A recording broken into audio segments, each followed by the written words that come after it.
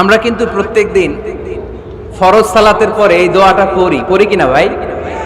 রদিতু বিল্লাহি রাব্বা, আল্লাহ তোমারে রব হিসেবে পেয়ে খুশি, অবিল ইসলামী দীনা, ইসলামকে ধর্ম হিসেবে পেয়ে আমরা খুশি।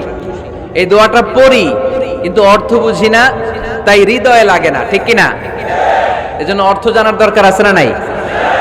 আমি সব সময় বলি, প্রিয় ভাইয়েরা, কোরআনের অর্থ পড়ুন, মাতৃভাষায় কোরআনকে বুঝুন। শাইখ আব্দুর রহমান সুদাই যখন ইমামতি করতেছে তখন ওই আল্লাহর ঘরটা সামনে আছে না নাই? আপনারা টিভিতে দেখেন নাই? কাবা ঘরের সামনেই কিন্তু নামাজটা পড়ে। তো ওই আয়াতের অর্থ ছিল, এই ঘরের রবের ইবাদত করবা, তাহলে রিজিকের ব্যবস্থা করবে কে? তো ওই ঘরের সামনে দাঁড়িয়ে উনি ইমাম, চোখের পানি উনি ধরে রাখতে পারে? ধরে রাখা সম্ভব না। এর কারণ অর্থ বুঝি। আমরা আজীবন পড়ি সুবহান রাব্বিয়াল আ'লা, এর অর্থটা যে কি কেউ জানে না, ঠিক কিনা? তো চোখ দিয়ে পানি নামবে কেমনে? চাইনিজ ভাষা আমাদের কাছে যেরকম, কোরআনের তেলাওয়াত আমাদের কাছে অনেকটা এরকম। চাইনিজ ভাষার অর্থ জানি না, কোরআনের আয়াতের অর্থ জানি, কিন্তু এই কথা বললে কি আল্লাহ আমাদেরকে ছাড়বে? No excuse will be granted that day. সেদিন আল্লাহ কোনো এক্সকিউজ গ্রহণ করবে না। অনেক হিন্দু মুসলমান হয়, এরপরে তারা কোরআন বোঝে, আল্লাহ বলবে হিন্দু হয়ে পারলো, তুই পারলি না কেন? জোরে বলেন ঠিক কিনা? এজন্য অর্থ বোঝার চেষ্টা করতে হবে।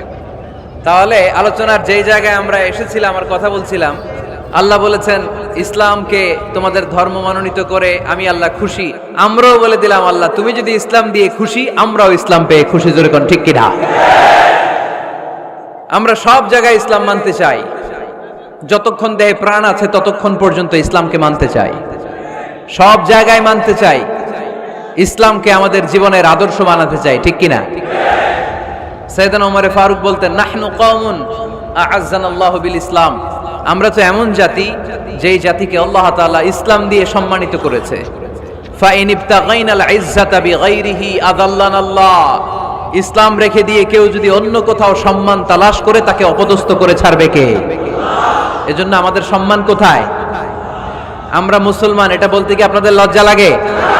পৃথিবীর যেই কোনো দেশে যাই, হিন্দুদের রাজ্যে যাই, বৌদ্ধদের রাজ্যে যাই, যেই কোনো ইমিগ্রেশনে দাঁড়াই না কেন, চিৎকার করে বলবো আমি মুসলমান। জোরে কোন ঠিক কিনা? We are proud of Islam. ইসলাম আমার অহংকার, ইসলাম আমার গর্ব, ইসলাম আমার আল্লাহর দেয়া ধর্ম। এজন্য ইসলামের বিজয়কে কেউ ঠেকিয়ে রাখতে পারবে?